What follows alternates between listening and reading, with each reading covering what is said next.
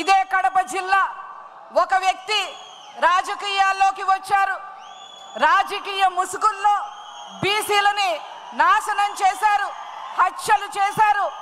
అధికారంలోకి ఒక్క ఛాన్స్ పేరుతో అధికారంలోకి వచ్చి మరి బీసీలందరినీ తన ఇంటి బంట్రోతులుగా మార్చే ప్రయత్నం చేశారు. అతను ఒక డేరా రెడ్డి, ఒక ఉన్మాది కిమ్ రెడ్డి, ఒక మహమ్మద్ గోరి అని చెప్పక తప్పదు. అతను హిట్లర్ మాదిరి మరి పరిపాలన చేసి బీసీలందరినీ కూడా నాశనం చేయటమే కాకుండా బీసీ పథకాలన్నిటిని కూడా రద్దు చేయడం జరిగింది. అలా కనుక తీసుకున్నట్లయితే కొన్ని విషయాలు నేను చెప్పదలుచుకున్నాను.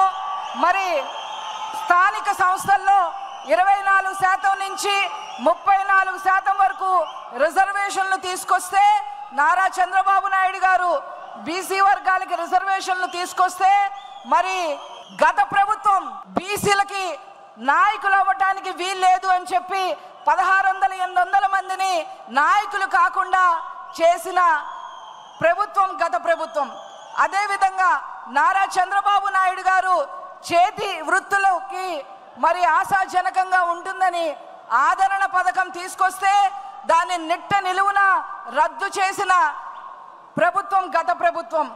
అదేవిధంగా నారా చంద్రబాబు నాయుడు గారు బీసీ కార్పొరేషన్ రుణాలను మరి అందరికీ ఇప్పిస్తే మరి ఆ రుణాలన్నీ రద్దు చేసింది గత ప్రభుత్వం.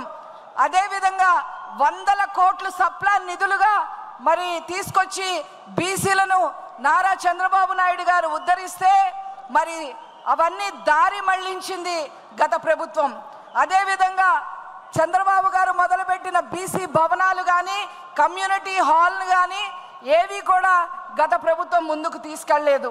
విదేశీ విద్య సైతం మరి పక్కన పెట్టింది గత ప్రభుత్వం.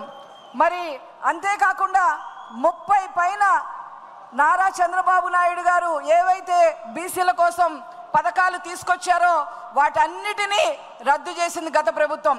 ఇదిగో నా దగ్గర ఈ పేపర్ ఉంది. ఇది కనుక నేను చదవటం మొదలు పెడితే దాదాపు 2 రోజులు అవుతుంది. టైం సరిపోదు కాబట్టి నేను అవన్నీ చెప్పట్లేదు. 30 పైన మరి పథకాలని గత ప్రభుత్వం రద్దు చేసింది.